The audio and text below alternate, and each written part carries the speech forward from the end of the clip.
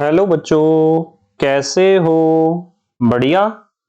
आप बढ़िया तो मैं भी बढ़िया। तो देखो बच्चों, आज हमें क्या पढ़ाई करनी है। आज है हमारे पास बीएससी फर्स्ट सेमेस्टर का वीडियो नंबर 29, या फिर आप कह सकते हो कि ये दूसरे चैप्टर का 12वां वीडियो है। और इससे पहले 28 वीडियो आपको प्लेलिस्ट में भी मिल जाएंगे, नीचे डिस्क्रिप्शन में भी मिल जाएंगे, और कुछ समय बाद आई बटन में भी लिंक आ जाएगा, जहां आप बीएससी फर्स्ट सेमेस्टर के केमिस्ट्री के सभी वीडियोस को देख सकते हो, समझ सकते हो, और अपने सुंदर से नोट्स बना सकते हो, जो एग्जाम में आपकी बहुत ज्यादा हेल्प करेंगे। इसी के साथ साथ आपको नीचे डिस्क्रिप्शन में पीडीएफ नोट्स का लिंक भी मिल जाएगा, और आप पीडीएफ नोट्स के लिए टेलीग्राम पर भी सर्च कर सकते हो KMD सहारनपुर। तो देखते हैं आज का हमारा टारगेट क्या है। आज बेटे हमें पढ़ना है, बहुत इंपॉर्टेंट टॉपिक है और हर साल एग्जाम में पूछा जाता है, आणविक ऑर्बिटल सिद्धांत, जिसे हम कहते हैं मॉलिक्यूलर ऑर्बिटल थ्योरी, या शॉर्ट में हम कहते हैं MOT। ये बहुत इंपॉर्टेंट क्वेश्चन है, मॉलिक्यूलर ऑर्बिटल थ्योरी या MOT। ठीक है, इसे समझना है। और समझने में सबसे पहली बात यह समझनी है कि इस थ्योरी को देने वाले दो साइंटिस्ट थे। पहले तो थे हुंड और दूसरे थे मुलिकन। हुंड और मुलिकन ने इस थ्योरी को दिया था। और इस थ्योरी को, जो हमारी ये मॉलिक्यूलर ऑर्बिटल थ्योरी है जिसे हम कहते हैं MOT, मॉलिक्यूलर ऑर्बिटल थ्योरी में आपको एक बात समझनी है। एक बात यह समझनी है कि आपको पता होना चाहिए सबसे पहले कि ये जो मॉलिक्यूलर ऑर्बिटल थ्योरी में एक शब्द आया है मॉलिक्यूलर ऑर्बिटल, ये मॉलिक्यूलर ऑर्बिटल का क्या मतलब है, इस चीज को समझाने के लिए इस थ्योरी को दिया गया है। तो मुझे एक बात बताओ, मान लो आपके पास कोई एटम है, कोई भी एटम है, ठीक है। उस एटम के बिल्कुल सेंटर में क्या होता है? न्यूक्लियस। ठीक है, क्या होता है? न्यूक्लियस। और न्यूक्लियस के चारों तरफ क्या होते हैं? ऑर्बिट। आपको पता है ना, न्यूक्लियस के चारों तरफ ऑर्बिट होते हैं, जिन्हें आप शेल भी कहते हो। आप ऑर्बिट कह दो या शेल कह दो, जिन्हें आप KLMNOP और Q इनसे प्रदर्शित करते हो। और ऑर्बिट के अंदर होते हैं सब ऑर्बिट या सब सेल। पता है ना इसका? सब ऑर्बिट या सब सेल, जिन्हें आप SPDF से रिप्रेजेंट करते हो, SPDF। और यदि आप सब सेल या ऑर्बिट, सब सेल या सब ऑर्बिट के अंदर जाओगे तो होते हैं ऑर्बिटल। ऑर्बिटल को आप कहते हो कक्षक। ठीक है, इन्हें भी हम SPDF से ही रिप्रेजेंट करते हैं, SPDF से ही। यदि आप ऑर्बिटल के अंदर जाते हो तो आपको मिलते हैं इलेक्ट्रॉन। जैसे कि आप बताते हो कि एक ऑर्बिटल ऐसा होता है और उसमें इलेक्ट्रॉन दो आते हैं, इस तरीके से। तो कुल मिला के बात यह है कि किसी भी एटम में जो न्यूक्लियस होता है, उस न्यूक्लियस के चारों तरफ इलेक्ट्रॉन पाए जाने की जो संभावना होती है, जो पॉसिबिलिटी होती है, जो प्रोबेबिलिटी होती है, उसे हम प्रदर्शित करते हैं ऑर्बिटल से। यानी किसी एटम के न्यूक्लियस के चारों तरफ वो त्रिविमीय क्षेत्र या 3D स्पेस, जिसमें इलेक्ट्रॉन पाए जाने की प्रोबेबिलिटी मैक्सिमम होती है, उस 3D स्पेस को ही तो आप कहते हो ऑर्बिटल। तो किसी भी एटम में इलेक्ट्रॉन कहाँ होता है? यदि हम किसी भी एटम की बात करें और बात करें कि इलेक्ट्रॉन कहाँ होता है, तो आप कहते हो जी इलेक्ट्रॉन होता है ऑर्बिटल में। और इस ऑर्बिटल को हम कहते हैं एटॉमिक ऑर्बिटल, या एटॉमिक ऑर्बिटल कह सकते हो आप। कह सकते हैं, हिंदी में कहते हैं परमाणु कक्षक। क्या कहते हैं? परमाणु कक्षक। तो किसी भी एटम में, किसी भी परमाणु में इलेक्ट्रॉन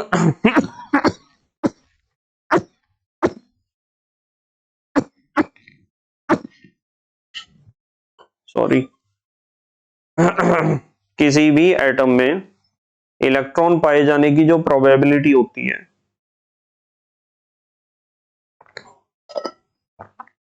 इलेक्ट्रॉन पाए जाने की जो संभावना होती है वो एटॉमिक ऑर्बिटल से पता चलती है। यानी एटम में इलेक्ट्रॉन कहाँ होता है? एटॉमिक ऑर्बिटल में। इसी तरीके से अब हमें एक बात का पता है, हमें यह पता है, जो लिखना हो तो लिख लो, इसे पॉज करके स्क्रीनशॉट ले लो। देखो फिर मैं अगली बात बताता हूं आपको।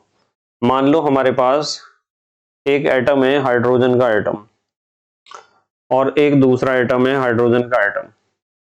दोनों आपस में जुड़े और जुड़ने से एक मॉलिक्यूल बना H2 का।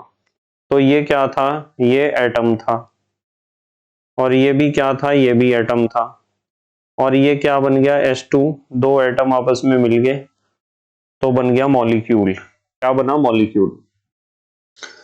इसमें इलेक्ट्रॉन, हाइड्रोजन एटम में इलेक्ट्रॉन पाए जाने की जो संभावना है, जो प्रोबेबिलिटी है, वो किससे पता चलती है? एटम के ऑर्बिटल से। और इसमें भी एटम के ऑर्बिटल से ही पता चलती है। पर जो हाइड्रोजन का मॉलिक्यूल है, इसमें इलेक्ट्रॉन कहां होता है? यह सवाल होता है बच्चों का कि सर हाइड्रोजन या कोई भी जो मॉलिक्यूल है, एटम्स में तो हमें पता है एटम में इलेक्ट्रॉन कहां होता है? ऑर्बिटल के अंदर। पर मॉलिक्यूल में कहां होता है इलेक्ट्रॉन? जब बहुत सारे एटम आपस में मिलकर किसी मॉलिक्यूल को बनाते हैं तो उस मॉलिक्यूल में इलेक्ट्रॉन के पाए जाने की जो संभावना है, इलेक्ट्रॉन के पाए जाने की जो प्रोबेबिलिटी है, वो कहां होती है? यानी किसी भी मॉलिक्यूल में इलेक्ट्रॉन कहां होता है? तो ध्यान रखना, मॉलिक्यूल में जो इलेक्ट्रॉन होता है ना, वो भी एक स्पेशल ऑर्बिटल में होता है, जिसे हम कहते हैं मॉलिक्यूलर ऑर्बिटल। क्या कहते हैं? Molecular orbital. तो ये चीज आपको ध्यान रखनी है। क्या ध्यान रखनी है? कि एटम के अंदर जो इलेक्ट्रॉन होता है वो एटॉमिक ऑर्बिटल में होता है। एटम के अंदर जो इलेक्ट्रॉन होता है वो एटॉमिक ऑर्बिटल में होता है, जबकि मॉलिक्यूल के अंदर जो इलेक्ट्रॉन रहता है, जो इलेक्ट्रॉन रहते हैं, वे मॉलिक्यूलर ऑर्बिटल में रहते हैं। कहां रहते हैं? मॉलिक्यूलर ऑर्बिटल में। अब बच्चों के दिमाग में अगला सवाल आता है, तुरंत सवाल ये आता है कि सर ये मॉलिक्यूलर ऑर्बिटल होते क्या हैं?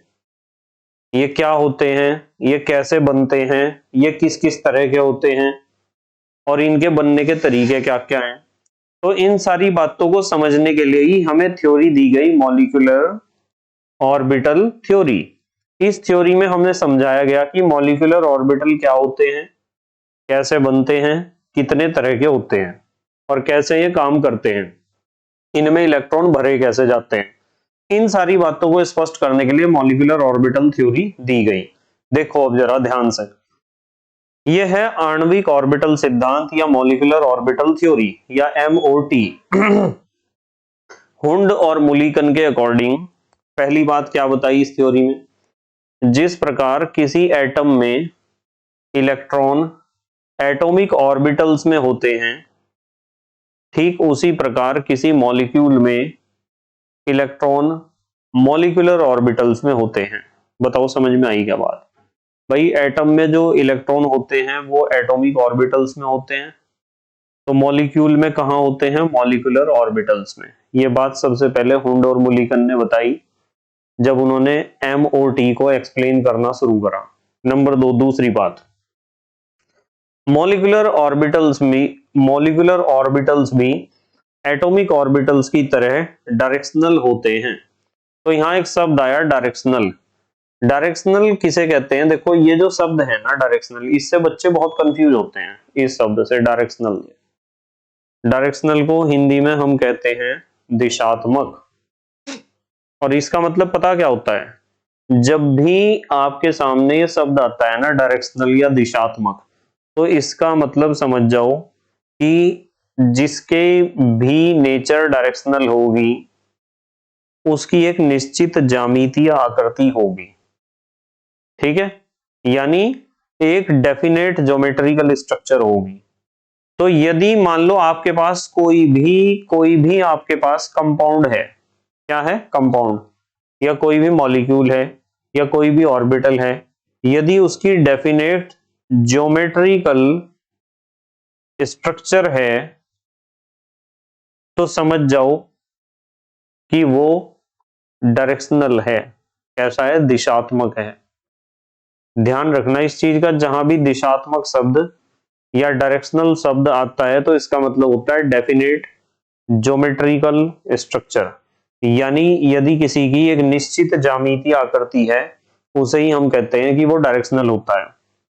अब दिमाग में बच्चों के फिर सवाल खड़ा होता है कि सर, हमारा पहला पॉइंट तो हमारे समझ में आ गया कि जिस प्रकार किसी एटम में इलेक्ट्रॉन एटॉमिक ऑर्बिटल्स में होते हैं, ठीक उसी प्रकार किसी मॉलिक्यूल में इलेक्ट्रॉन मॉलिक्यूलर ऑर्बिटल्स में होते हैं। ये बात तो हमारी समझ में आ गई सर, पर दूसरी बात हजम नहीं हो रही जरा।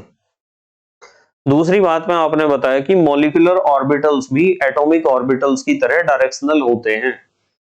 मैंने बताया कि डायरेक्शनल का मतलब डेफिनेट शेप होना, एक डेफिनेट ज्योमेट्रिकल स्ट्रक्चर होना।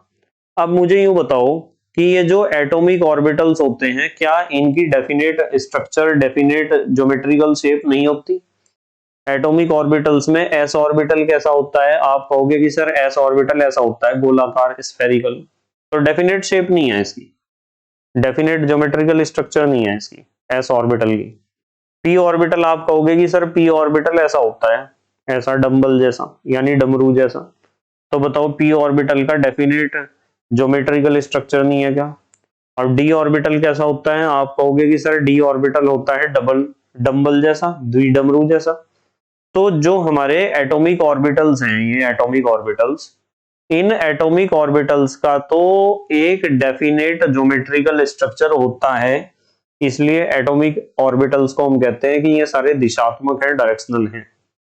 इसी तरीके से इन्होंने कहा कि जो मॉलिक्यूलर ऑर्बिटल्स होते हैं, मॉलिक्यूलर ऑर्बिटल्स, ये भी एटॉमिक ऑर्बिटल्स की तरह डायरेक्शनल होते हैं, यानी मॉलिक्यूलर ऑर्बिटल्स का भी एक डेफिनेट ज्योमेट्रिकल स्ट्रक्चर होता है। बताओ समझ में आई क्या बात? ठीक है। तीसरा पॉइंट देखो, जितने एटॉमिक ऑर्बिटल्स आपस में मिलते हैं उतने ही मॉलिक्यूलर ऑर्बिटल्स बनते हैं। ठीक है। जैसे मैं आपको एक बात बताता हूं, ध्यान से समझना आप। मान लो मैं, चलो हाइड्रोजन की बात ही कर रहा, हाइड्रोजन के पास एक इलेक्ट्रॉन होता है, तो इसका इलेक्ट्रॉनिक कॉन्फ़िगरेशन बनेगा 1s1। इधर भी मैं लिख देता हूं कि हाइड्रोजन के पास एक इलेक्ट्रॉन होता है और इसका इलेक्ट्रॉनिक कॉन्फ़िगरेशन बनेगा 1s1। ये हाइड्रोजन क्या है? एटम है, परमाणु ही तो है हाइड्रोजन का, और ये भी हाइड्रोजन का क्या है? परमाणु है, एटम है।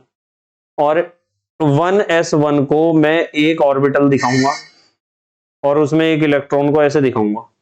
इसके भी इधर भी दूसरा जो हाइड्रोजन एटम है उसमें एक ऑर्बिटल दिखाया और एक इलेक्ट्रॉन को दिखाया। ये जो ऑर्बिटल यहां बनाए हैं, एक तो इधर और एक तो इधर, इन दोनों को हम कहेंगे एटॉमिक ऑर्बिटल। क्या कहेंगे? Atomic orbital. क्या कहेंगे? Atomic orbital. और ये भी क्या है? Atomic orbital. अब मैं आपको यूं कह रहा कि हमारे पास एटॉमिक ऑर्बिटल कितने हैं? दो। जब ये दोनों आपस में जुड़ेंगे तो मॉलिक्यूलर ऑर्बिटल बनेंगे। और बेटे ध्यान रखना कि मॉलिक्यूलर ऑर्बिटल भी कितने बनेंगे? दो ही बनेंगे। जैसे मैं आपको कहता हूं कि एक तो मॉलिक्यूलर ऑर्बिटल यहां बनेगा ऊपर, ऐसा मॉलिक्यूलर ऑर्बिटल जिसका एनर्जी ज्यादा है, और एक मॉलिक्यूलर ऑर्बिटल यहां बनेगा, ऐसा मॉलिक्यूलर ऑर्बिटल जिसका एनर्जी कम है। ठीक है। तो इसके और इसके मिलने से एक मॉलिक्यूलर ऑर्बिटल ऊपर बना और एक बना नीचे। ऊपर और नीचे का मतलब जो नीचे बना उसका एनर्जी कम है इन दोनों के एनर्जी से, और जिस जो ऊपर बना उसका एनर्जी ज्यादा है।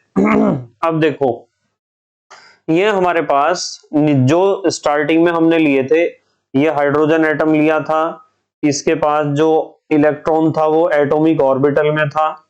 दूसरी तरफ भी एक हाइड्रोजन एटम था, इसका इलेक्ट्रॉन भी एटॉमिक ऑर्बिटल में था। ये दो एटॉमिक ऑर्बिटल आपस में मिले तो दो ही मॉलिक्यूलर ऑर्बिटल बने। ये नीचे जो बना ये भी मॉलिक्यूलर ऑर्बिटल है, और ऊपर जो बना है ये भी मॉलिक्यूलर ऑर्बिटल है। कुल मिला के मुझे एक बात बताओ कि ये जो हमारे पास एटॉमिक ऑर्बिटल थे ये कितने थे? जो आपस में जुड़े हैं। आप कहोगे कि सर दो थे, मैं यूं कह रहा कि मॉलिक्यूलर ऑर्बिटल जो हमारे पास बने हैं वे कितने बने हैं, दो ही बने हैं। यदि एटॉमिक ऑर्बिटल हमारे पास होते तीन तो मॉलिक्यूलर ऑर्बिटल भी तीन ही बनते। तो आपको ध्यान रखना कि जितने भी एटॉमिक ऑर्बिटल आपस में जुड़ते हैं उतने ही मॉलिक्यूलर ऑर्बिटल बनते हैं। क्लियर बात? देखो चलो अगली बात कर रहे हैं। देखो ध्यान से देखना, यहां लिखा हुआ है कि जितने एटॉमिक ऑर्बिटल्स आपस में मिलते हैं उतने ही मॉलिक्यूलर ऑर्बिटल्स बनते हैं। समझ में आ गया ना? चलो अगला पॉइंट देखते हैं, पॉइंट नंबर 4। चौथी बात उन्होंने क्या बताई, एटॉमिक ऑर्बिटल्स मोनोसेंट्रिक जबकि मॉलिक्यूलर ऑर्बिटल्स पॉलीसेंट्रिक होते हैं। जो हमारे एटॉमिक ऑर्बिटल्स हैं वे तो मोनोसेंट्रिक होते हैं। कैसे होते हैं? मोनोसेंट्रिक। और जो हमारे मॉलिक्यूलर ऑर्बिटल्स हैं वे पॉलीसेंट्रिक होते हैं। जैसे मैं आपको कहूं कि इसे देखो ध्यान से, आप इसे ध्यान से देखो, इस वाले ऑर्बिटल को, ये क्या है? एटॉमिक ऑर्बिटल है। और ये एटॉमिक ऑर्बिटल केवल इस हाइड्रोजन एटम के न्यूक्लियस के ही प्रभाव में होगा। यानी इस एटॉमिक ऑर्बिटल पर किसका प्रभाव पड़ता है? इस हाइड्रोजन एटम के न्यूक्लियस का। ठीक है। और इस दूसरे वाले एटॉमिक ऑर्बिटल पर इस वाले हाइड्रोजन एटम के न्यूक्लियस का इफेक्ट पड़ता है। तो एटॉमिक ऑर्बिटल तो केवल एक ही न्यूक्लियस के प्रभाव में इफेक्ट में रहते हैं। जबकि आप इस मॉलिक्यूलर ऑर्बिटल को देख लो, ये मॉलिक्यूलर ऑर्बिटल, इसके ऊपर इफेक्ट पड़ेगा, इसके पहले एटम के न्यूक्लियस का भी इफेक्ट पड़ेगा इसके ऊपर, और दूसरे हाइड्रोजन एटम के न्यूक्लियस का भी इफेक्ट पड़ेगा इसके ऊपर। यानी जो मॉलिक्यूलर ऑर्बिटल होते हैं ना, उनके ऊपर उन सभी एटम्स के न्यूक्लियस का इफेक्ट रहता है जिन एटम्स के एटॉमिक ऑर्बिटल से मिलके ये बनते हैं। इसलिए कहा है कि एटॉमिक ऑर्बिटल्स तो होते हैं मोनोसेंट्रिक, यानी इनके ऊपर एक ही न्यूक्लियस का इफेक्ट पड़ता है। जबकि जो मॉलिक्यूलर ऑर्बिटल हैं वे पॉलीसेंट्रिक होते हैं, यानी उनके ऊपर बहुत सारे न्यूक्लियस का इफेक्ट पड़ता है। तो यहां देखो क्या लिखा हुआ है, यहां लिखा हुआ है कि एटॉमिक ऑर्बिटल्स मोनोसेंट्रिक। मोनोसेंट्रिक का मतलब जो एक ही न्यूक्लियस के इफेक्ट में हो, एक ही न्यूक्लियस के अंडर में हो, उन्हें कहते हैं मोनोसेंट्रिक, यानी जिनके लिए केवल एक ही न्यूक्लियस हो। जबकि मॉलिक्यूलर ऑर्बिटल्स पॉलीसेंट्रिक होते हैं। मॉलिक्यूलर ऑर्बिटल्स की दिक्कत यह है कि उन्हें दो या दो से अधिक न्यूक्लियस के इफेक्ट में रहना पड़ेगा। पांचवा पॉइंट, दो एटॉमिक ऑर्बिटल्स के मिलने से जो मॉलिक्यूलर ऑर्बिटल्स बनते हैं उनमें से एक की एनर्जी कम होती है जिसे बॉन्डिंग मॉलिक्यूलर ऑर्बिटल कहते हैं, तथा दूसरे की एनर्जी अधिक होती है जिसे एंटी बॉन्डिंग मॉलिक्यूलर ऑर्बिटल्स कहते हैं। देखो जरा इस बात को समझ लो आप। यहां एक बात समझो कि हमारे पास ये दो एटॉमिक ऑर्बिटल्स आपस में मिले, इनके मिलने से दो मॉलिक्यूलर ऑर्बिटल बन गए। उनमें से एक मॉलिक्यूलर ऑर्बिटल तो हमने नीचे बनाया, नीचे जो बनाया उसकी एनर्जी कम है। यानी यदि आप नीचे से ऊपर की तरफ जाते हो ना, ऐसे नीचे से ऊपर की तरफ जा रहे हो आप, नीचे से ऊपर की तरफ जाने पर एनर्जी बढ़ेगी। क्या बढ़ेगी? एनर्जी बढ़ेगी। तो जो नीचे बना रखा हमने उसकी एनर्जी कम होगी, ये नीचे वाला मॉलिक्यूलर ऑर्बिटल, इसकी एनर्जी कम होगी, और ऊपर वाले मॉलिक्यूलर ऑर्बिटल की एनर्जी होगी ज्यादा, क्योंकि हमने यहां दिखा दिया कि नीचे से ऊपर जाओगे तो एनर्जी क्या हो रही है? बढ़ रही है। तो हमने यहां बताया कि जब दो एटॉमिक ऑर्बिटल्स, जैसे यहां 1s1 और 1s1, ये दोनों एटॉमिक ऑर्बिटल्स आपस में मिले और इनके मिलने से दो मॉलिक्यूलर ऑर्बिटल बने। इनमें से एक मॉलिक्यूलर ऑर्बिटल तो ऐसा बना जिसका एनर्जी कम है, इसलिए हमने उसे नीचे बनाया। एक मॉलिक्यूलर ऑर्बिटल ऐसा बना जिसका एनर्जी ज्यादा है, इसलिए हमने उसे ऊपर बनाया। जिस मॉलिक्यूलर ऑर्बिटल को हम नीचे बनाते हैं, जिसका एनर्जी कम होता है, उसे कहते हैं बॉन्डिंग मॉलिक्यूलर ऑर्बिटल, BMO, या आबंधित आणविक कक्षक, हिंदी में ये कहोगे आप। और जिसका एनर्जी ज्यादा है, जिस मॉलिक्यूलर ऑर्बिटल का एनर्जी ज्यादा है, उसे हम कहते हैं anti bonding molecular orbital, AMO, anti bonding molecular orbital, या हिंदी में आप कह सकते हो प्रति आबंधित आणविक कक्षक। बताओ समझ में आई क्या बात? चलो अगली बात कर रहे चलो। देखो यहां दोबारा पढ़ो इस बात को। यहां लिखा हुआ था कि दो एटॉमिक ऑर्बिटल्स के मिलने से जो मॉलिक्यूलर ऑर्बिटल्स बनते हैं, उनमें से एक की एनर्जी कम होती है, जिसे बॉन्डिंग मॉलिक्यूलर ऑर्बिटल कहते हैं, तथा दूसरे की एनर्जी अधिक होती है, जिसे एंटी बॉन्डिंग मॉलिक्यूलर ऑर्बिटल कहते हैं। क्लियर बात? चलो अगली बात, छठा पॉइंट। बॉन्डिंग मॉलिक्यूलर ऑर्बिटल को सिग्मा पाई तथा एंटी बॉन्डिंग मॉलिक्यूलर ऑर्बिटल को sigma star pi star symbols से डिनोट करते हैं। यह चीज बहुत काम की है, ये छठा पॉइंट।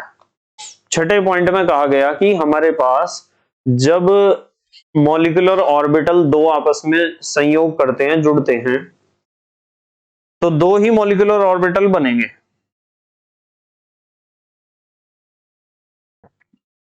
उनमें से एक मॉलिक्यूलर ऑर्बिटल की एनर्जी तो कम होगी, जिसे आप कहोगे बॉन्डिंग मॉलिक्यूलर ऑर्बिटल, और एक मॉलिक्यूलर ऑर्बिटल की एनर्जी होगी ज्यादा, जिसे आप कहोगे एंटी बॉन्डिंग मॉलिक्यूलर ऑर्बिटल। और छठे पॉइंट में बताया गया कि बॉन्डिंग मॉलिक्यूलर ऑर्बिटल को सिग्मा पाई से प्रदर्शित करते हैं, और जो एंटी बॉन्डिंग मॉलिक्यूलर ऑर्बिटल्स होते हैं उन्हें सिग्मा स्टार पाई स्टार से प्रदर्शित करते हैं। ध्यान रखोगे इस चीज का। बच्चे पूछते हैं कि सर सिग्मा पाई क्या है, सिग्मा स्टार पाई स्टार क्या है? ये है कि जब एटॉमिक ऑर्बिटल्स आपस में मिलते हैं तो मॉलिक्यूलर ऑर्बिटल्स बनते हैं। जिन मॉलिक्यूलर ऑर्बिटल्स की एनर्जी कम होती है उन्हें हम कहते हैं बॉन्डिंग मॉलिक्यूलर ऑर्बिटल्स, और सिग्मा पाई से उन्हें रिप्रेजेंट करते हैं। और जिनकी एनर्जी ज्यादा होती है उन्हें कहते हैं एंटी बॉन्डिंग मॉलिक्यूलर ऑर्बिटल्स, और उन्हें सिग्मा स्टार पाई स्टार से हम रिप्रेजेंट करते हैं। अगला पॉइंट देखो, सातवां। मॉलिक्यूलर ऑर्बिटल की शेप ओवरलैपिंग करने वाले एटॉमिक ऑर्बिटल्स पर डिपेंड करती है। भाई कोई भी मॉलिक्यूलर ऑर्बिटल है, वो मॉलिक्यूलर ऑर्बिटल किससे बना होगा? आप कहोगे कि सर मॉलिक्यूलर ऑर्बिटल बना होगा एटॉमिक ऑर्बिटल्स से, एटॉमिक ऑर्बिटल्स की ओवरलैपिंग से। तो वो मॉलिक्यूलर ऑर्बिटल जिन भी एटॉमिक ऑर्बिटल्स की ओवरलैपिंग से बना होगा,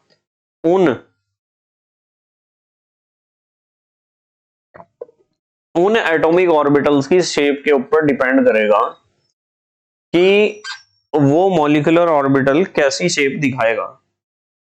ठीक है, तो मॉलिक्यूलर ऑर्बिटल की शेप या स्ट्रक्चर डिपेंड करता है एटॉमिक ऑर्बिटल्स की शेप या स्ट्रक्चर पर, जिनकी ओवरलैपिंग से वो बना है। ठीक है, आठवां पॉइंट। जिस प्रकार किसी एटम में इलेक्ट्रॉन पाए जाने की मैक्सिमम प्रोबेबिलिटी एटॉमिक ऑर्बिटल्स द्वारा दी जाती है, उसी प्रकार मॉलिक्यूल में मॉलिक्यूलर ऑर्बिटल द्वारा दी जाती है। यह बात तो पहले भी हमने पढ़ी कि यदि इलेक्ट्रॉन को ढूंढना है आपको, तो एटम में आप कहां मिलेगा आपको इलेक्ट्रॉन? एटॉमिक ऑर्बिटल्स में। तो मॉलिक्यूल में कहां मिलेगा? मॉलिक्यूलर ऑर्बिटल्स में मिलेगा। ठीक है, नौवां पॉइंट। मॉलिक्यूलर ऑर्बिटल्स में इलेक्ट्रॉन की एंट्री आप बहु principle, Pauli's rule, Hund's rule के अकॉर्डिंग होती है। ये सारे रूल आपने पढ़ रखे हैं क्लास 11th में। आप बहु प्रिंसिपल तो मैंने बीएससी में अभी भी कराया आपको। ठीक है, तो ये 9 पॉइंट दिए थे, 9 पॉइंट बिल्कुल सिंपल तरीके से मैंने आपको एक्सप्लेन करे। देखो फिर दोबारा से मैं फास्टली एक्सप्लेन करता हूं। हमारे पास टॉपिक था आणविक ऑर्बिटल सिद्धांत या मॉलिक्यूलर ऑर्बिटल थ्योरी, जिसे हम एमओटी कहते हैं। हुंड्स एंड मुलिकन के अकॉर्डिंग इस पॉइंट में पहले इसमें क्या क्या पॉइंट बताए गए? पहला पॉइंट है, जिस प्रकार किसी एटम में इलेक्ट्रॉन एटॉमिक ऑर्बिटल्स में होते हैं, ठीक उसी प्रकार किसी मॉलिक्यूल में इलेक्ट्रॉन मॉलिक्यूलर ऑर्बिटल्स में होते हैं। दूसरा पॉइंट, मॉलिक्यूलर ऑर्बिटल्स भी एटॉमिक ऑर्बिटल्स की तरह डायरेक्शनल होते हैं, यानी डेफिनेट शेप होती है इनकी। तीसरा, जितने एटॉमिक ऑर्बिटल्स आपस में मिलते हैं उतने ही मॉलिक्यूलर ऑर्बिटल्स बनते हैं। ठीक है।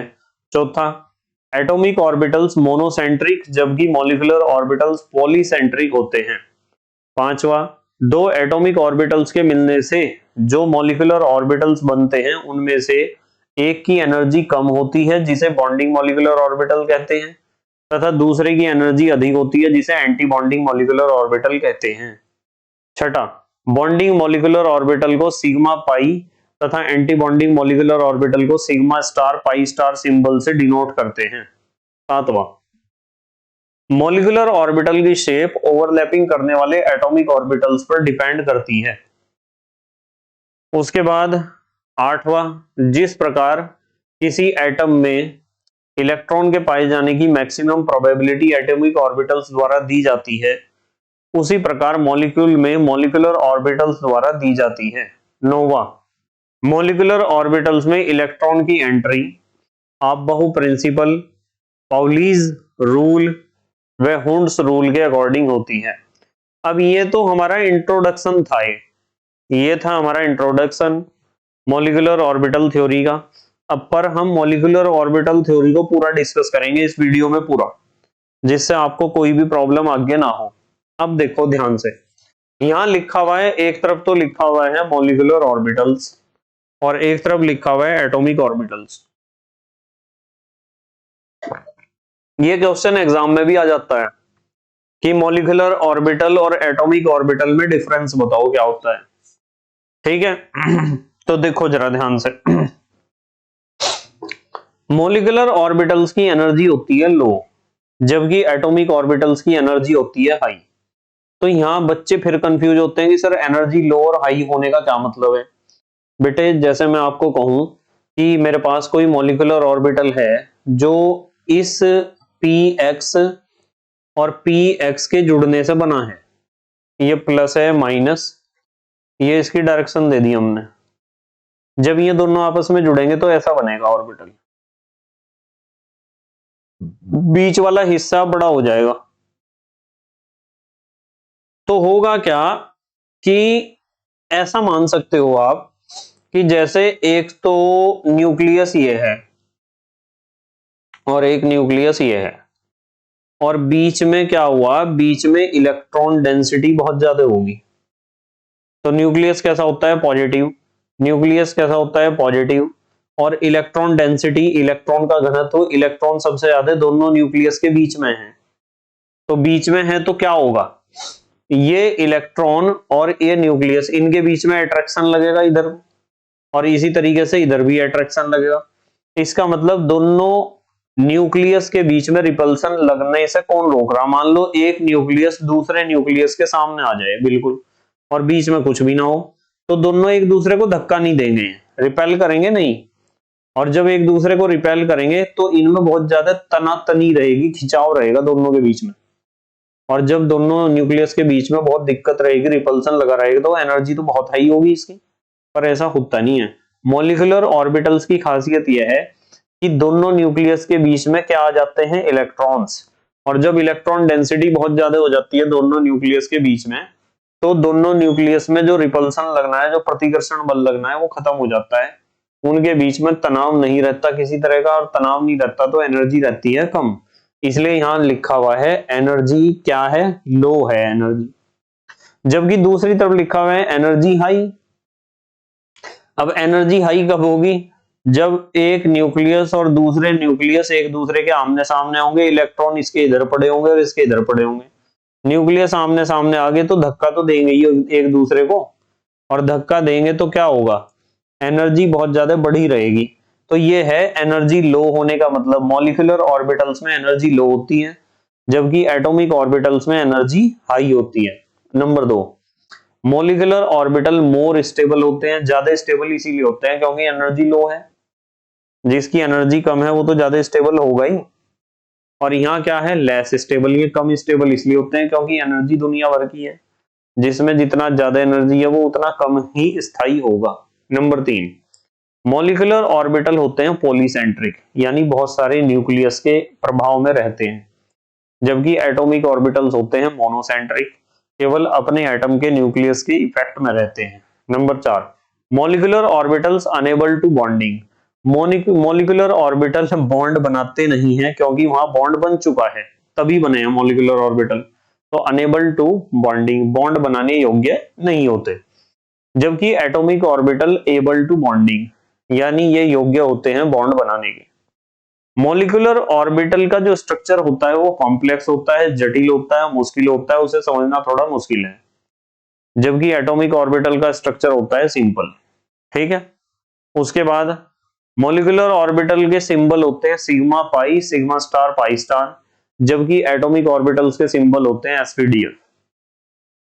सातवां अंतर, मॉलिक्यूलर ऑर्बिटल ये जो है करेक्टर ऑफ मॉलिक्यूल है, यानी मॉलिक्यूल का एक गुण दिखाते हैं, और ये atomic orbital characters of atom, atom का ही गुण दिखाते हैं, यानी एटम के लिए एक गुण है ये। ठीक है।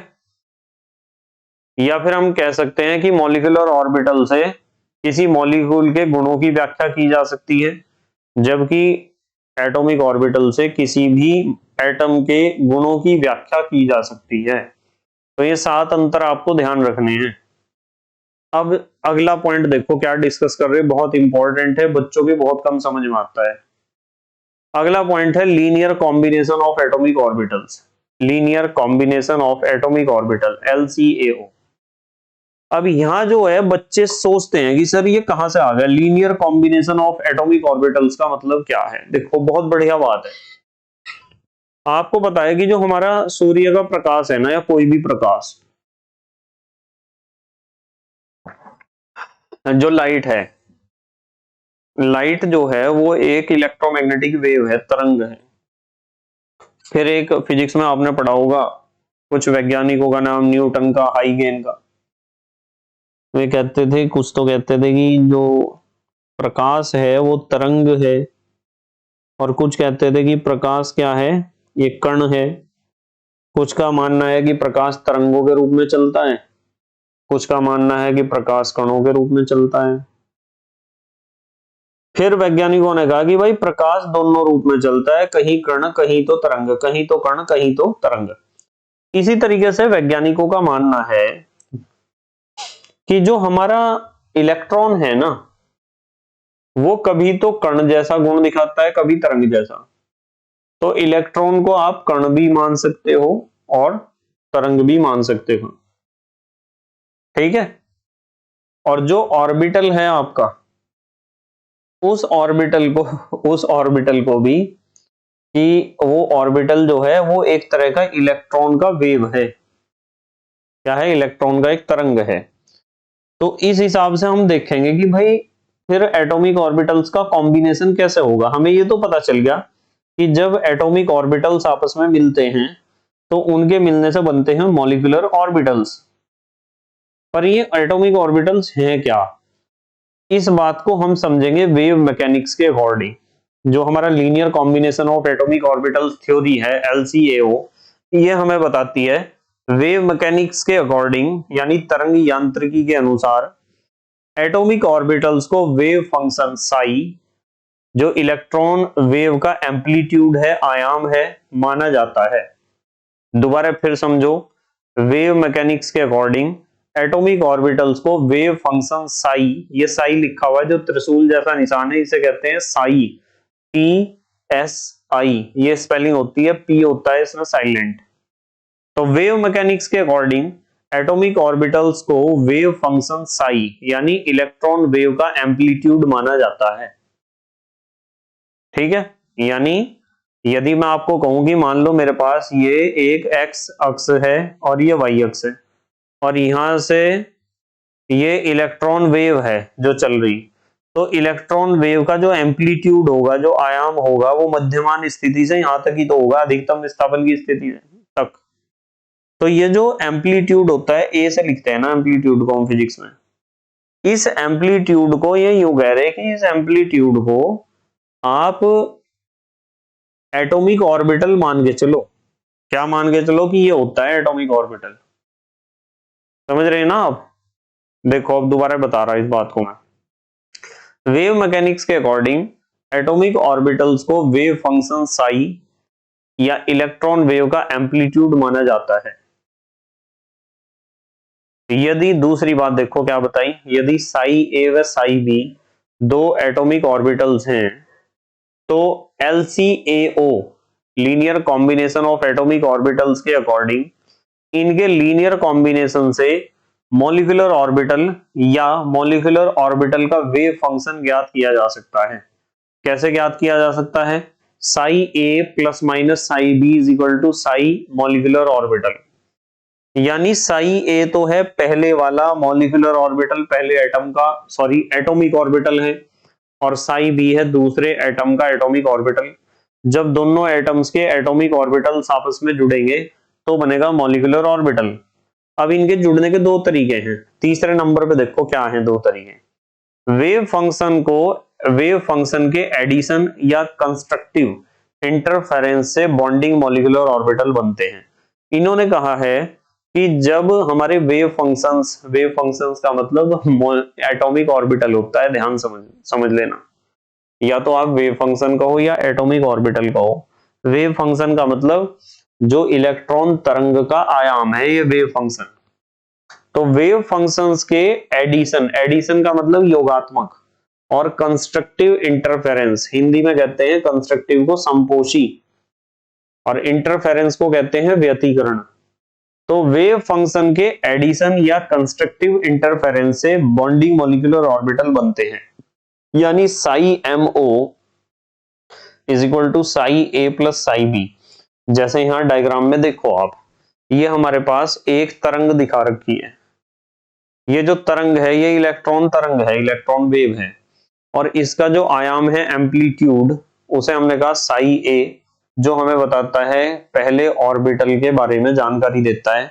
इस साई ए का मतलब पहला ऑर्बिटल है या पहले ऑर्बिटल वाले इलेक्ट्रॉन का वेव फंक्शन है,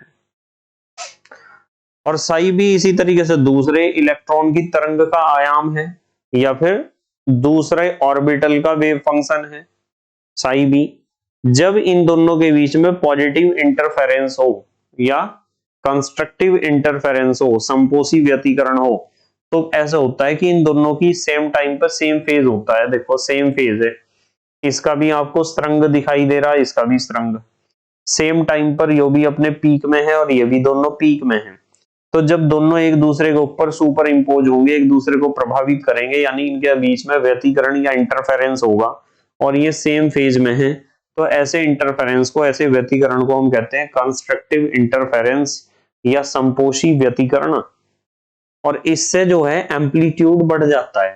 देखो Sai A plus psi B, देखो कितनी हाइट बढ़ गई इसकी, जस्ट डबल होगी। तो हम इस हाइट को, टोटल हाइट को कहते हैं Sai A plus psi B. और ये जो हमें वेव दिखाई दे रही ना, ये तरंग, ये मॉलिक्यूलर ऑर्बिटल का तरंग है, और ये दोनों छोटे छोटे क्या थे, एटॉमिक ऑर्बिटल। जब एटॉमिक ऑर्बिटल का वेव सेम फेज में होता है तो उनके जुड़ने से बनता है बॉन्डिंग मॉलिक्यूलर ऑर्बिटल, BMO है ये संपोषी व्यतिकरण है। आ रहा ना समझ में?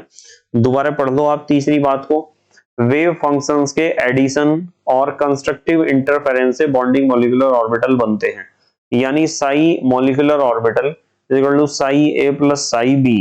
जैसे पहला एटम दूसरा एटम, पहले एटम का वेव फंक्शन दूसरे का, इलेक्ट्रॉन के वेव फंक्शन आपस में जुड़े, तो ये जुड़ने से कंस्ट्रक्टिव इंटरफेरेंस हुआ और बॉन्डिंग मॉलिक्यूलर ऑर्बिटल का वेव फंक्शन आपको दिखाई दे रहा। अब देखो ये इसका उल्टा भी तो हो सकता था, डिस्ट्रक्टिव इंटरफेरेंस भी तो हो सकता था।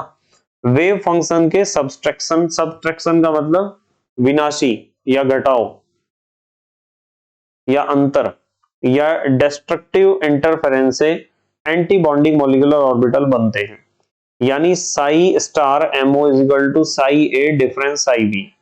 अब देखो जैसे यहां समझो इस चीज को, पहला वेव फंक्शन है साई ए, दूसरा साई बी, यानी पहला एटम और दूसरा एटम। इनकी आप कला देख लो, फेज देख लो, अपोजिट फेज में है दोनों, और जब अपोजिट फेज में है तो ये एक दूसरे के एम्पलीट्यूड को, इंटेंसिटी को खत्म करेंगे, और इन्होंने खत्म कर दिया, देखो लिख रखा माइनस, देखो कितना सा रहेगा amplitude, Sai A difference psi B. ठीक है, ये बने एंटी बॉन्डिंग मॉलिक्यूलर ऑर्बिटल। अब यहाँ बच्चे सोचते हैं कि सर एम्पलीट्यूड से क्या प्रभाव पड़ा है, तो समझ में ही नहीं आ रही बात। ये इसका जो एम्पलीट्यूड है, जो आयाम है, जिसे साई ए से लिख रहे हैं, इससे पता चल रहा कि इलेक्ट्रॉन को रहने के लिए कितनी जगह मिल रही। कम है पर है। पर जब दोनों में कंस्ट्रक्टिव इंटरफेरेंस होके जो बॉन्डिंग मॉलिक्यूलर ऑर्बिटल बनाना, उसका आयाम देखो कितना है, एम्पलीट्यूड बढ़ गया नहीं, बहुत ज्यादा एम्पलीट्यूड बढ़ गया, यानी इलेक्ट्रॉन को रहने के लिए स्पेस बहुत ज्यादा बढ़ गया। ठीक है, इलेक्ट्रॉन की जो पाए जाने की टेंडेंसी है, प्रोबेबिलिटी है, वो बढ़ गई, स्पेस भी बढ़ गया। चलो अगली बात करते हैं, पांचवा पॉइंट। और जब डिस्ट्रक्टिव इंटरफेरेंस हुआ, ये अपोजिट फेस में आने के कारण, देखो एम्पलीट्यूड कितना सा रह गया। एम्पलीट्यूड कितना सा रह गया का मतलब इलेक्ट्रॉन के पाए जाने की प्रोबेबिलिटी लगभग 0 होगी यहां। तो वो तो कोई मॉलिक्यूलर ऑर्बिटल हो ही नहीं सकता, उसमें तो इलेक्ट्रॉन मिलने का ही नहीं, मॉलिक्यूलर ऑर्बिटल बन भी जा। पर जब इसका एम्पलीट्यूड इतना घट गया था, तो घटने से एम्पलीट्यूड इलेक्ट्रॉन पाए जाने की प्रोबेबिलिटी बहुत ज्यादा घट गई, लगभग 0 ही होगी।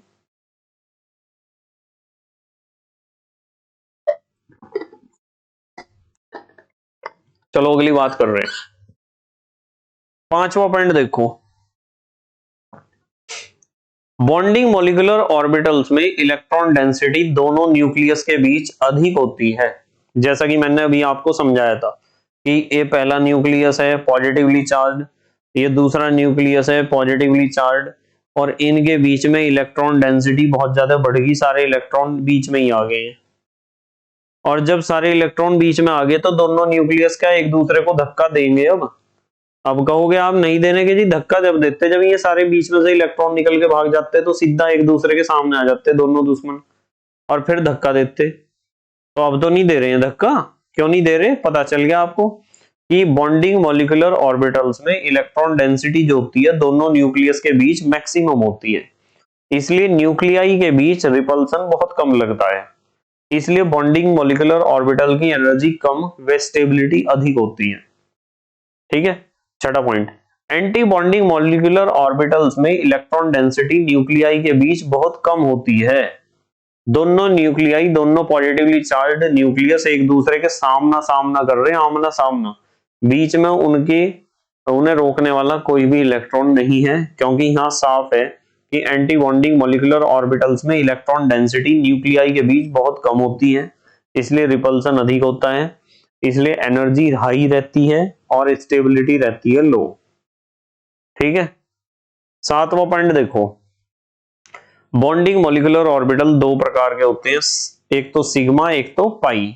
सिग्मा होता है psi A plus psi B, ठीक है, बताऊंगा इसे आगे एग्जांपल में, और पाई भी ऐसा ही होता है। ठीक है, दोनों में डिफरेंस है, सिग्मा पाई बॉन्ड वैसे मैंने आपको पढ़ा दिया। इसी तरीके से एंटी बॉन्डिंग मॉलिक्यूलर ऑर्बिटल भी दो प्रकार के होते हैं, सिग्मा स्टार और पाई स्टार। तो जो बॉन्डिंग मॉलिक्यूलर ऑर्बिटल है, देखो बीच में दोनों के फिर क्या कर रहे हैं, हम जोड़ रहे दोनों का वे फंक्शन जोड़ रहे हैं ना, यानी बॉन्डिंग मॉलिक्यूलर ऑर्बिटल बनते हैं कंस्ट्रक्टिव इंटरफेरेंस से, या क्या कह सकते हो, एडिशन, एडिटिव इंटरफेरेंस से, या प्लस प्लस ओवरलैपिंग से। जो एंटी बॉन्डिंग मॉलिक्यूलर ऑर्बिटल बनते हैं वे डिस्ट्रक्टिव इंटरफेरेंस से बनते हैं। देखो घट रहा नहीं इसमें। तो ये होते हैं आपके, इसमें पता चल गया linear combination of atomic orbital से आपको काफी पता चल गया होगा कि कैसे आप ऑर्बिटल को एक वेव फंक्शन मान के चलोगे। अब बात करते हैं हम एक और इंपॉर्टेंट पॉइंट की, बॉन्डिंग मॉलिक्यूलर ऑर्बिटल और एंटी बॉन्डिंग मॉलिक्यूलर ऑर्बिटल में क्या डिफरेंस होता है। बॉन्डिंग मॉलिक्यूलर ऑर्बिटल कौन से होते हैं, जिन्हें आप सिग्मा और पाई से लिखते हो, और एंटी बॉन्डिंग वे होते हैं जिन्हें आप सिग्मा स्टार और पाई स्टार से लिखते हो, वे होते हैं एंटी बॉन्डिंग मॉलिक्यूलर ऑर्बिटल। देखो बहुत आसान है इनमें अंतर। बॉन्डिंग मॉलिक्यूलर ऑर्बिटल में पहली बात, एटॉमिक ऑर्बिटल के एडिशन ओवरलैपिंग से बनते हैं। बिल्कुल, एडिशन ओवरलैपिंग से तो बनेंगे बॉन्डिंग मॉलिक्यूलर ऑर्बिटल। दूसरी तरफ anti bonding molecular orbital atomic orbitals के सबट्रैक्शन ओवरलैपिंग से बनते हैं, या फिर इस बात को ओवरलैपिंग ना कह के आप इंटरफेरेंस में भी बता सकते हो। कि एटॉमिक ऑर्बिटल्स के कंस्ट्रक्टिव इंटरफेरेंस से बनते हैं, जैसा कि अभी LCAO में मैंने आपको पढ़ाया। और नंबर 2 इधर आप बात करोगे एटॉमिक ऑर्बिटल्स के डिस्ट्रक्टिव इंटरफेरेंस से बनते हैं। तीसरा अंतर, इनकी एनर्जी ओवरलैपिंग करने वाले एटॉमिक ऑर्बिटल से कम होती है। एनर्जी तो कम होगी। देखो देखो ये बॉन्डिंग मॉलिक्यूलर ऑर्बिटल नीचे है ना, इन दोनों से जिनसे बना उनसे तो नीचे ही है। तो बॉन्डिंग मॉलिक्यूलर ऑर्बिटल्स का एनर्जी उन एटॉमिक ऑर्बिटल से कम होता है जिनसे मिलकर ये बना है, जबकि एंटी बॉन्डिंग मॉलिक्यूलर ऑर्बिटल का एनर्जी उन दोनों एटॉमिक ऑर्बिटल से ज्यादा होता है जिनसे मिलकर ये बना हो। इसलिए जिसका एनर्जी कम है उसे आप नीचे बनाओगे बॉन्डिंग मॉलिक्यूलर ऑर्बिटल को, और जिसका एनर्जी ज्यादा है उसे आप ऊपर बनाओगे। ठीक है, देखो तीसरा पॉइंट था, इनकी एनर्जी ओवरलैपिंग करने वाले एटॉमिक ऑर्बिटल से कम होती है। दूसरी तरफ इनकी एनर्जी ओवरलैपिंग करने वाले एटॉमिक ऑर्बिटल से अधिक होती है। चौथा डिफरेंस, इलेक्ट्रॉन के पाए जाने की प्रोबेबिलिटी साई स्क्वायर व डेंसिटी दोनों न्यूक्लियस के बीच मैक्सिमम होती हैं। ये बात बता दी थी मैंने, बॉन्डिंग में इलेक्ट्रॉन डेंसिटी न्यूक्लियस के बीच ज्यादा होगी। और यहां देखो इलेक्ट्रॉन के पाए जाने की प्रोबेबिलिटी साई स्टार स्क्वायर व डेंसिटी दोनों न्यूक्लियाई के बीच 0 होती है। जब भी तो रिपल्सन मार रहे दोनों न्यूक्लियाई एक दूसरे में। पांचवा डिफरेंस, इसलिए न्यूक्लियाई के बीच अट्रैक्शन है। अट्रैक्शन क्यों होता है न्यूक्लियाई के बीच? न्यूक्लियाई के बीच इसलिए अट्रैक्शन होता है कि जो पहला एटम है उसका न्यूक्लियस, दूसरे एटम का न्यूक्लियस दोनों पॉजिटिव हैं और इलेक्ट्रॉन इनके बीच में आगे सारे। तो यदि इलेक्ट्रॉन डेंसिटी दोनों न्यूक्लियाई के बीच में ज्यादा होगी तो फिर अट्रैक्शन तो उनके बीच लगेगा ही, न्यूक्लियस के बीच। समझ रहे ना आप? और यहां लिखा हुआ है इसलिए न्यूक्लियाई के बीच रिपल्सन होगा, क्योंकि दोनों न्यूक्लियाई पॉजिटिवली पॉजिटिवली चार्ज है, उनके बीच में कुछ भी इलेक्ट्रॉन नहीं है, तो फिर रिपल्सन तो लगेगा ही। कैन मेक बॉन्ड, ठीक है, तो जो बॉन्डिंग मॉलिक्यूलर ऑर्बिटल होते हैं वे बॉन्ड बना सकते हैं। कांट मेक बॉन्ड, ये बॉन्ड नहीं बना सकते। More stable, bonding molecular orbital ज्यादा स्टेबल होते हैं, ये लेस स्टेबल है, कम स्टेबल होते हैं एंटी बॉन्डिंग मॉलिक्यूलर ऑर्बिटल। इनका सिंबल, बॉन्डिंग मॉलिक्यूलर ऑर्बिटल का सिंबल होता है सिग्मा एंड पाई, जबकि एंटी बॉन्डिंग मॉलिक्यूलर ऑर्बिटल का सिंबल होता है sigma star and pi star. Bonding molecular orbital they make the molecule stable, ये मॉलिक्यूल को स्टेबल बनाते हैं। किस तरह? जब एनर्जी घट जाती है ना किसी भी चीज की तो स्टेबिलिटी तो ऑटोमेटिकली बढ़ ही जाती है। और they make the molecule unstable, जो एंटी बॉन्डिंग मॉलिक्यूलर ऑर्बिटल है वे मॉलिक्यूल को अनस्टेबल बनाते हैं। अब हम बात करेंगे conditions for the combination of atomic orbitals, परमाणुवीय ऑर्बिटल के संयोग करने की दशाएं या शर्तें, कि जो हमारे एटॉमिक ऑर्बिटल्स हैं वे कब कंबाइन करेंगे या उनके कंबाइन करने के तरीके क्या हैं जिनसे हमें मॉलिक्यूलर ऑर्बिटल बनाएंगे, ये चीज सीखेंगे। तो सबसे पहली बात सीखो पहले आप, क्वेश्चन तो पता है क्या है, condition for the combination of atomic orbitals. वैसे ही थोड़ा ही कि एरा गैरा नत्थु घेरा एटॉमिक ऑर्बिटल आपस में मिलके और मॉलिक्यूलर ऑर्बिटल बना देगा, ऐसे नहीं चलने का काम। कुछ स्पेशल एटॉमिक ऑर्बिटल्स ही आपस में मिल सकते हैं जो आपस में मिलके मॉलिक्यूलर ऑर्बिटल को बना सकते हैं, और कुछ विशेष तरीके से मिल सकते हैं। वे एटॉमिक ऑर्बिटल भी स्पेशल होंगे और उनके मिलने का तरीका स्पेशल होगा। देखो पहली बात, पहली खासियत क्या होगी, एटॉमिक ऑर्बिटल्स की एनर्जी सेम या अप्रोक्सीमेटली सेम होनी चाहिए, यानी केवल वे ही एटॉमिक ऑर्बिटल आपस में कंबाइन करके मॉलिक्यूलर ऑर्बिटल बना सकते हैं जिनकी एनर्जी में डिफरेंस बहुत ज्यादा ना हो, थोड़ा बहुत डिफरेंस हो माइनर सा, कोई दिक्कत नहीं है। यानी अप्रोक्सीमेटली इक्वल एनर्जी वाले एटॉमिक ऑर्बिटल्स ही आपस में मिलकर मॉलिक्यूलर ऑर्बिटल्स का फॉर्मेशन कर सकते हैं।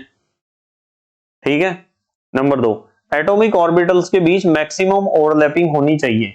जब एटॉमिक ऑर्बिटल आपस में ओवरलैपिंग करते हैं तो मैक्सिमम ओवरलैपिंग होगी, तभी वे एटॉमिक ऑर्बिटल आपस में मिलकर मॉलिक्यूलर ऑर्बिटल का फॉर्मेशन कर सकेंगे।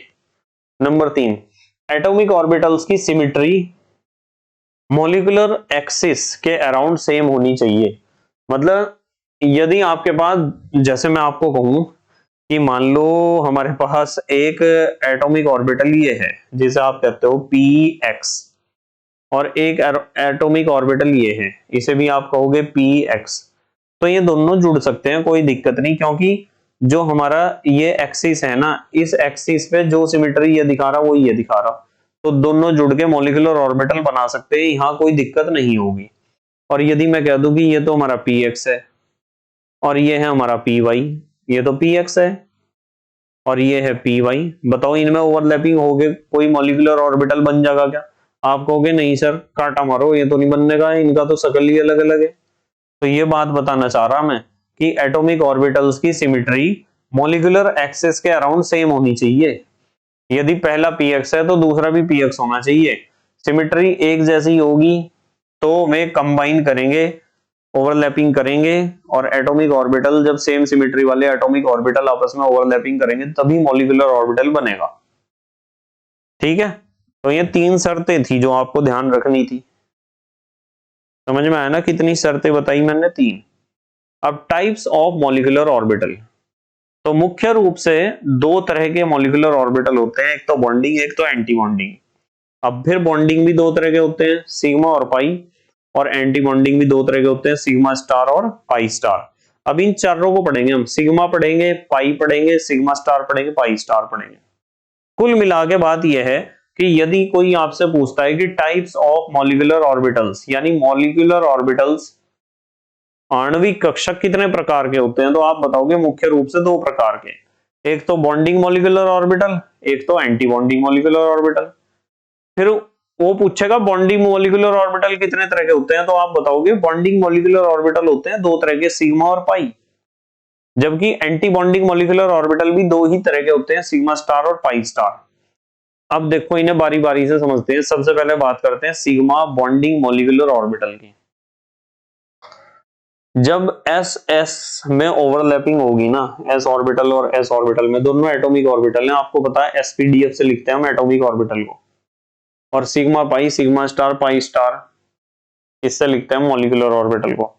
जब एस का एस के साथ ओवरलैपिंग होगा, देखो एस का एस के साथ, तो हमारे पास सिग्मा बॉन्ड वाला एस मॉलिक्यूलर ऑर्बिटल बनेगा। ठीक है, क्योंकि हेड टू हेड ओवरलैपिंग होगी ना। देखो मान लो ये हमारे पास एक 2s ऑर्बिटल है, ये भी 2s है, ये न्यूक्लियस दिखाया, दोनों में ओवरलैपिंग हुई तो हमारे पास ये दोनों के जुड़ने से बना मॉलिक्यूलर ऑर्बिटल। और ये मॉलिक्यूलर ऑर्बिटल जो बना s और s, 2s और 2s के मिलने से बना, इसलिए सिग्मा 2s हम इसे कहते हैं। इसी तरीके से px और px के बीच जब ओवरलैपिंग होगी तब भी मॉलिक्यूलर ऑर्बिटल बनेगा सिग्मा px। देखो 2px है, 2px है, प्लस प्लस के पास है, माइनस दूर है तो इसका भी माइनस दूर है, ध्यान रखना। प्लस प्लस का कॉम्बिनेशन जब होता है तो बीच का हिस्सा बड़ा हो गया प्लस, इसे कहते हैं सिग्मा 2px, और माइनस माइनस चले गए कोने में, तो ये तो होता है सिग्मा बॉन्डिंग मॉलिक्यूलर ऑर्बिटल। यहां ध्यान रखना है कि इंटरन्यूक्लियर एक्सियल लाइन पर ओवरलैपिंग से बनते हैं।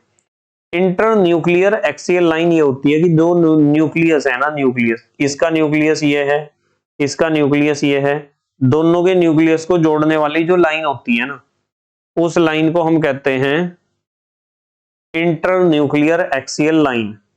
तो ये लाइन है वो, और इस लाइन पर ही ओवरलैपिंग सबसे ज्यादा हुई है, इसलिए इसका बीच का हिस्सा, ये दोनों न्यूक्लियस के बीच का हिस्सा मोटा हो गया था। समझ रहे हैं ना आप? ओवरलैपिंग इस लाइन पे ही होगी जो दोनों न्यूक्लियस को मिलाने वाली लाइन है, और दोनों न्यूक्लियस को मिलाने वाली लाइन को ही हम कहते हैं इंटरन्यूक्लियर एक्सियल लाइन। ठीक है, अब देखो चलो, अब सिग्मा बॉन्डिंग मॉलिक्यूलर ऑर्बिटल हो गए, तो अब सीख लो sigma star anti bonding molecular orbital. S S में भी हो सकता है, सिग्मा स्टार एस बनेगा, पीएक्स पीएक्स में होगा, सिग्मा स्टार पीएक्स बनेगा, और इंटरन्यूक्लियर लाइन से बाहर बट एक्सियल लाइन पर ओवरलैपिंग से बनते हैं। यानी इसकी ओवरलैपिंग दोनों न्यूक्लियस के बीच में नहीं होने की है, इलेक्ट्रॉन दोनों न्यूक्लियस के बीच में नहीं होने के, इस न्यूक्लियस के तो इधर होंगे, लेफ्ट वाले न्यूक्लियस के लेफ्ट में और राइट वाले न्यूक्लियस के राइट में होंगे इलेक्ट्रॉन्स। तभी तो दोनों प्लस प्लस वाले न्यूक्लियस एक दूसरे को धक्का देंगे और बॉन्डिंग ही बनने का यहाँ। तो sigma star anti bonding molecular orbital S S से बन सकते हैं, sigma star S, px px से बन सकते हैं सिग्मा स्टार px, और इंटर न्यूक्लियर लाइन से बाहर बट एक्सियल लाइन पर ओवरलैपिंग से बनते हैं। देखो बीच का हिस्सा मोटा नहीं हुआ, बीच का तो पतला है, पर ये हिस्से किनारे वाले मोटे हो गए इसके। देख रहे हैं ना, न्यूक्लियस के बीच में तो नहीं हुई ओवरलैपिंग, दोनों न्यूक्लियस को मिलाने वाली रेखा पे तो नहीं हुई ओवरलैपिंग, वो न्यूक्लियस से बाहर हुई दोनों के। इसी तरीके से इसे देख लो 2px, देखो प्लस के सामने माइनस आ गया तो ओवरलैपिंग यहाँ होने की नहीं, बीच का हिस्सा तो पतला ही रहेगा। और जब दोनों न्यूक्लियस के बीच का हिस्सा बीच में कुछ भी नहीं है तो रिपेल तो करेंगे, दोनों न्यूक्लियस एक दूसरे को धक्का तो देंगे, इसलिए बॉन्ड नहीं बनता एंटी बॉन्डिंग से। तो हमने सिग्मा पढ़ लिया और सिग्मा स्टार पढ़ लिया, अब हम पढ़ेंगे पाई और पाई स्टार। तीसरे नंबर पर पढ़ते हैं pi bonding molecular orbital, pi bonding molecular orbital, P Y pi P Y, PZ pi PZ. Inter nuclear space में एक्सियल लाइन के परपेंडिकुलर यानी लंबवत ओवरलैपिंग से बनते हैं। देखो ये पी वाई है, ये भी पी वाई है, 2py, पी सब सेल तो दूसरे ऑर्बिट में ही होता है ना, पहले ऑर्बिट में तो खाली एस होता है, इसलिए यहाँ 2 भी लिख सकते हो, 1py ना लिख दियो, पहले ऑर्बिट में कहां से पी सब ऑर्बिट आएगा। तो प्लस प्लस ऊपर है, माइनस माइनस नीचे है, दोनों ऐसे जुड़ेंगे, ओवरलैपिंग होगी, और फिर स्थिति ऐसी बनेगी कि जो हमारी एक्सेल लाइन है ना, इसके परपेंडिकुलर ओवरलैपिंग करी इन्होंने, देखो यहाँ करी इसके लंबवत, तो ये बन गया पाई 2py, क्योंकि 2py था 2py था, पाई 2py है। ये तो बॉन्डिंग था, अब एंटी बॉन्डिंग पे आ जाओ। अब आगे हम pi star a anti bonding molecular orbital, P Y pi star P Y, PZ pi star PZ. Inter nuclear space से बाहर एक्सेल लाइन के परपेंडिकुलर ओवरलैपिंग से बनते हैं। देखो इस पी वाई को देखो, प्लस ऊपर है, इसका नीचे है, इसका माइनस नीचे, इसका माइनस ऊपर है, कॉम्बिनेशन करके स्थिति यह बनेगी कि ये इस दोनों पॉइंट, दोनों न्यूक्लियस के बीच में ओवरलैपिंग कहीं नहीं हो रही, दोनों न्यूक्लियस के बाहर हो रही है ओवरलैपिंग, और हो रही परपेंडिकुलर। ठीक है, तो ये 4 तरह के कुल मिला के आपके पास मॉलिक्यूलर ऑर्बिटल होते हैं। 2 तो बॉन्डिंग है सिग्मा और पाई वाले, और 2 हैं एंटी बॉन्डिंग सिग्मा स्टार और पाई स्टार वाले। अब हम बात करेंगे सिग्मा मॉलिक्यूलर ऑर्बिटल और पाई मॉलिक्यूलर ऑर्बिटल की। सिग्मा तो पता है आपको, जब हेड टू हेड ओवरलैपिंग होती है ऑर्बिटल्स के बीच में, हेड टू हेड कह दो या एंड टू एंड कह दो या शीर्षस्थ अतिव्यापन कह दो।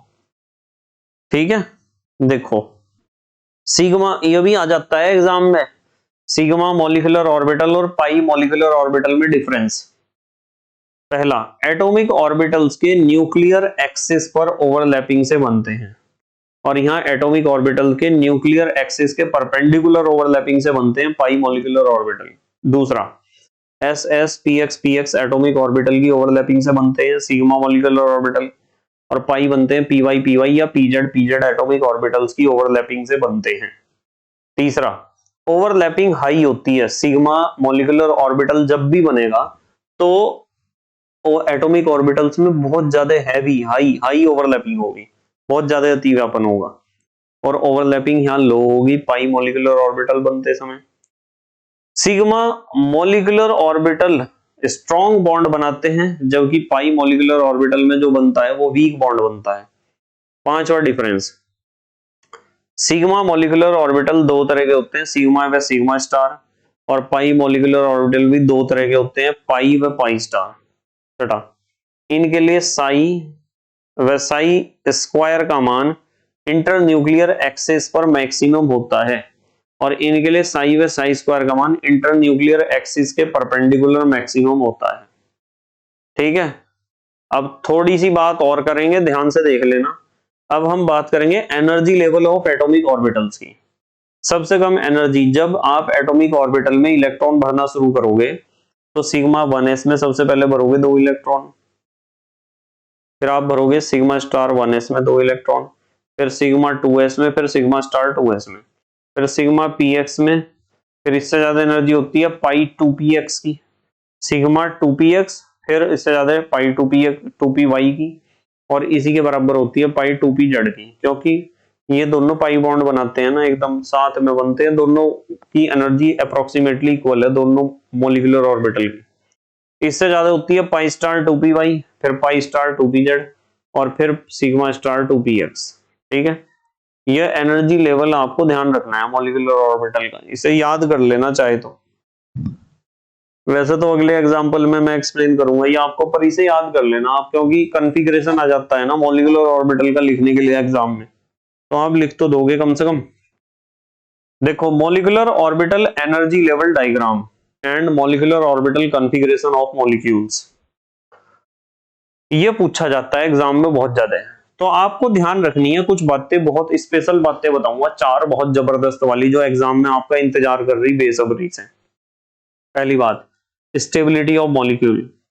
If number of bonding electrons is higher than the number of anti bonding electrons, यदि किसी भी मॉलिक्यूल में जो बॉन्डिंग इलेक्ट्रॉन्स हैं उनकी संख्या ज्यादा है एंटी बॉन्डिंग इलेक्ट्रॉन्स की संख्या से, देन मॉलिक्यूल स्टेबल, तो मॉलिक्यूल आपका स्टेबल होगा।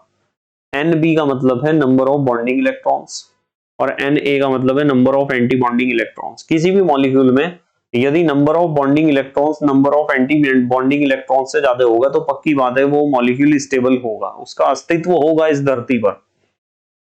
तो स्टेबिलिटी ऑफ मॉलिक्यूल तो चेक करोगे आप नंबर ऑफ बॉन्डिंग इलेक्ट्रॉन से और number of anti bonding electron से। यदि बॉन्डिंग इलेक्ट्रॉन्स की संख्या ज्यादा है एंटी बॉन्डिंग इलेक्ट्रॉन्स के मुकाबले तो वो मॉलिक्यूल स्टेबल होगा, उसका प्रकृति में अस्तित्व होगा। अब बॉन्ड ऑर्डर की बात करो, बॉन्ड ऑर्डर जिसे हिंदी में कहते हैं बंद कोटि। बॉन्ड ऑर्डर निकालने का एक फार्मूला है Nb माइनस Na/2। Nb पता है आपको, Na भी पता है। Nb का मतलब number of bonding electrons, Na का मतलब होता है number of anti bonding electrons upon 2। If bond order 1 हो तब सिंगल बॉन्ड होता है एटम्स के बीच में, यदि बॉन्ड ऑर्डर 2 होता है देन डबल बॉन्ड होता है एटम्स के बीच में, तो बॉन्ड ऑर्डर 3 होता है तो देन ट्रिपल बॉन्ड होता है किसके बीच में, एटम्स के बीच में। ठीक है, फिर तीसरी बात हमें सीखनी है bond length. Bond length is inversely proportional to bond order. जैसे मान लो बॉन्ड ऑर्डर कहीं सिंगल बॉन्ड है तो इसका बॉन्ड ऑर्डर 1 होगा, डबल बॉन्ड का 2 होगा और ट्रिपल बॉन्ड का बॉन्ड ऑर्डर 3 होगा। तो आपको पता है यदि हम इनकी लेंथ की बात करें तो आप बिल्कुल ये लिखोगे जी ट्रिपल बॉन्ड की लेंथ सबसे कम होती है, इससे ज्यादा होती है लेंथ डबल बॉन्ड की और सबसे ज्यादा होती है सिंगल बॉन्ड की। इसलिए यहां लिखा हुआ है कि bond length is inversely proportional to bond order. जितना ज्यादा बॉन्ड ऑर्डर होगा एटम्स के बीच में, जितने बॉन्ड बन रहे होंगे वो बॉन्ड उतने ही छोटे होंगे साइज में। ठीक है, बॉन्ड लेंथ उतनी कम होगी। एक आता है एग्जाम में question magnetic nature. If all electrons paired, यदि किसी मॉलिक्यूल का आप मॉलिक्यूलर ऑर्बिटल कॉन्फ़िगरेशन लिखते हो और डायग्राम बनाते हो और उसमें सारे इलेक्ट्रॉन आपको पेयर्ड दिखाई देते हैं तो समझ जाओ वो मैग्नेटिक है, डायामैग्नेटिक यानी प्रतिचुंबकीय है। If all electrons not paired, यदि सारे इलेक्ट्रॉन जोड़ों में ना हो तो पैरामैग्नेटिक होगा यानी अनुचुंबकीय होगा। अब जैसे यहाँ एक छोटा सा एग्जांपल ले लो आप, फिर बाकी मैं सारे एक्सप्लेन करूंगा आपको अगली वीडियो में। एग्जांपल है H2 मॉलिक्यूल का। H2 मॉलिक्यूल को मैंने आपको यहाँ भी समझाया था, देखो ये समझाया था ना कि यहाँ H एक हाइड्रोजन एटम लिया 1s1 और एटॉमिक ऑर्बिटल बनाया, ये दूसरा हाइड्रोजन एटम लिया H1 और 1s1 इसका इलेक्ट्रॉनिक कॉन्फ़िगरेशन लिखा और एटॉमिक ऑर्बिटल बनाया। जब ये दोनों आपस में जुड़ेंगे तो एक तो ऐसा मॉलिक्यूलर ऑर्बिटल बनेगा जिसका एनर्जी कम होगा, एक ज्यादा वाला बनेगा। जो कम वाला बनेगा उसे कहेंगे बॉन्डिंग मॉलिक्यूलर ऑर्बिटल और जो ज्यादा वाला बनेगा उसे कहेंगे एंटी बॉन्डिंग मॉलिक्यूलर ऑर्बिटल। और इलेक्ट्रॉन आप ऐसे भरोगे कि पहले नीचे वाले में एक इलेक्ट्रॉन ये रहा, एक ये रहा, ये दोनों इलेक्ट्रॉन आप नीचे वाले में भर दोगे तो नंबर ऑफ बॉन्डिंग इलेक्ट्रॉन्स कितने हो गए यहाँ 2 और number of anti bonding electrons कितने हो गए 0। ठीक है, इनकी जरूरत पड़ती है ना दोनों की, Nb और Na की। अब देखो ध्यान से, अब यदि हम ये देखो यहाँ एनर्जी बढ़ रही, हाइड्रोजन के पास एक इलेक्ट्रॉन है, इलेक्ट्रॉनिक कॉन्फ़िगरेशन 1s1 है, ये बना दिया हमने इसे एटॉमिक ऑर्बिटल को। इसी तरह हाइड्रोजन के पास एक इलेक्ट्रॉन है, इलेक्ट्रॉनिक कॉन्फ़िगरेशन 1s1 है और ये बना दिया हमने एटॉमिक ऑर्बिटल। जब दो एटॉमिक ऑर्बिटल आपस में कंबाइन करेंगे तो दो ही मॉलिक्यूलर ऑर्बिटल बनेंगे, एक नीचे वाला यानी जिसकी एनर्जी कम है और एक ऊपर वाला जिसकी एनर्जी ज्यादा है। दो इलेक्ट्रॉन हैं, ये जो बीच में बने इन्हें कहते हैं मॉलिक्यूलर ऑर्बिटल। और सिग्मा 1s और सिग्मा स्टार 1s है, क्योंकि 1s और 1s के कॉम्बिनेशन से सिग्मा बनेगा बॉन्ड। s के कॉम्बिनेशन से क्या होगा, जब दो s ऑर्बिटल आपस में मिलते हैं ना तो उनकी हेड टू हेड ओवरलैपिंग होती है, और हेड टू हेड ओवरलैपिंग से तो सिग्मा बॉन्ड ही बनता है। देखो ध्यान से, अच्छा देखो, दो इलेक्ट्रॉन थे, एक ये वाला और एक ये वाला, दोनों इलेक्ट्रॉन नीचे भरो पहले, ऊपर कुछ नहीं, खाली रहेगा, यही तो बनेगा। अब देखना जरा ध्यान से, अब आपको इलेक्ट्रॉनिक कॉन्फ़िगरेशन ऑफ H2 लिखना है। H2 तो मॉलिक्यूल है, तो आप लिखोगे सिग्मा 1s में तो दो इलेक्ट्रॉन है और सिग्मा स्टार 1s में कुछ नहीं है, तो ये लिखा हमने electronic configuration of H2 is equal to sigma 1s में दो इलेक्ट्रॉन है। बॉन्ड ऑर्डर निकालना है तो फार्मूला लगाओ, number of bonding electron minus number of anti bonding electron upon 2।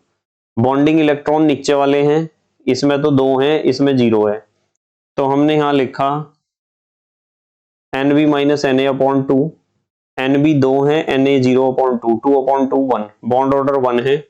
और हाइड्रोजन को चेक कर लेना H2 को, कभी भी जब आप इसका स्ट्रक्चर बनाओगे तो ऐसा बनाओगे H बॉन्ड H, तो बताओ एक ही बॉन्ड नहीं है क्या, एक बॉन्ड है, इसीलिए तो यहाँ बॉन्ड ऑर्डर कितना आया, एक आया है।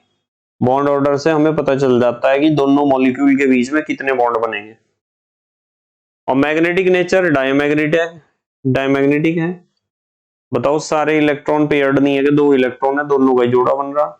यदि सारे पेयर्ड हैं सारे जोड़ों में तो डायमैग्नेटिक, और यदि सारे जोड़ों में नहीं है, कोई भी एक अनपेयर्ड है तो पैरामैग्नेटिक। तो अब मैं कल को आपको इसी तरह बहुत सारे एग्जाम्पल बताऊंगा जो एग्जाम में पूछे जाते हैं मॉलिक्यूल्स का, जैसे हाइड्रोजन बता दिया, हीलियम बता दिया, नाइट्रोजन बता देंगे, ऑक्सीजन बता देंगे, जो इंपॉर्टेंट है वे सारे बता देंगे। उनमें आपको एग्जाम में किस तरह डायग्राम बनाना, किस तरह इलेक्ट्रॉनिक कॉन्फ़िगरेशन लिखना मॉलिक्यूलर ऑर्बिटल का, और किस तरीके से आप बॉन्ड ऑर्डर निकाल लोगे, मैग्नेटिक नेचर निकाल लोगे, ठीक है, ध्यान रखोगे। बस मेहनत और ईमानदारी से पढ़ाई करते रहो और अपने हैंड रिटन नोट्स बनाते रहो। तो thank you very much for watching this video. Okay, bye.